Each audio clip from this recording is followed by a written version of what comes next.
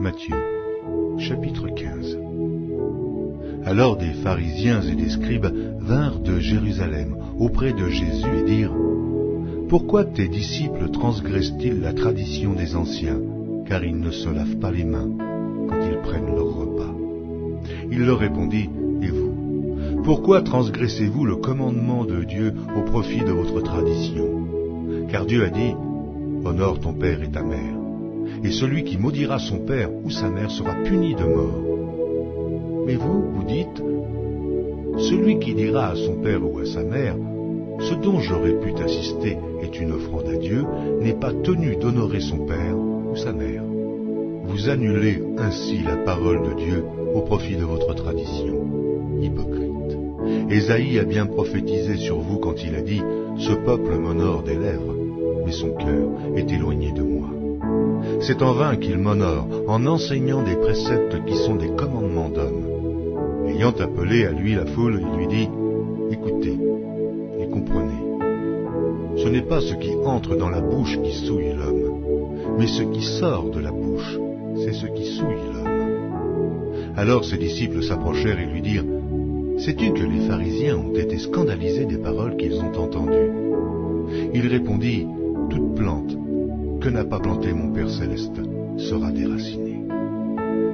Laissez-les, ce sont des aveugles qui conduisent des aveugles, et si un aveugle conduit un aveugle, ils tomberont tous deux dans une fosse. Pierre, prenant la parole, lui dit : Explique-nous cette parabole. Et Jésus dit : Vous aussi, êtes-vous encore sans intelligence? Ne comprenez-vous pas que tout ce qui entre dans la bouche va dans le ventre, puis est jeté dans les lieux secrets? Mais ce qui sort de la bouche vient du cœur, et c'est ce qui souille l'homme. Car c'est du cœur que viennent les mauvaises pensées, les meurtres, les adultères, les impudicités, les vols, les faux témoignages, les calomnies. Voilà les choses qui souillent l'homme. Mais manger sans s'être lavé les mains, cela ne souille point l'homme.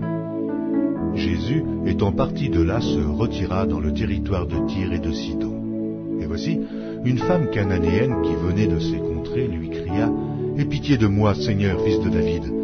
Ma fille est cruellement tourmentée par le démon. Il ne lui répondit pas un mot, et ses disciples s'approchèrent et lui dirent avec insistance : Renvoie-la, car elle crie derrière nous. Il répondit : Je n'ai été envoyé qu'aux brebis perdues de la maison d'Israël. Mais elle vint se prosterner devant lui, disant : Seigneur, secours-moi. Il répondit : Il n'est pas bien de prendre le pain des enfants et de le jeter aux petits chiens. Oui, Seigneur, dit-elle, mais les petits chiens mangent les miettes qui tombent de la table de leur maître. Alors Jésus lui dit : Femme, ta foi est grande, qu'il te soit fait comme tu veux. Et alors même, sa fille fut guérie. Jésus quitta ces lieux et vint près de la mer de Galilée. Étant monté sur la montagne, il s'y assit. Alors s'approcha de lui une grande foule, ayant avec elle des boiteux, des aveugles, des muets, des estropiés et beaucoup d'autres malades. On les mit à ses pieds et il les guérit, en sorte que la foule était dans l'admiration de voir que les muets parlaient, que les estropiés étaient guéris, que les boiteux marchaient, que les aveugles voyaient, et elle glorifiait le Dieu d'Israël.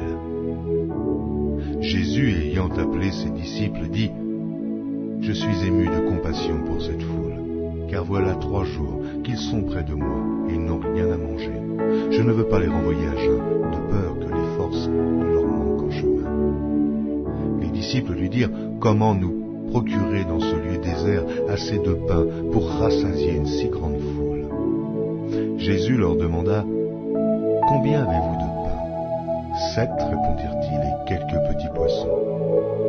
Alors il fit asseoir la foule par terre, prit les 7 pains et les poissons, et, après avoir rendu grâce, il les rompit et les donna à ses disciples, qui les distribuèrent à la foule.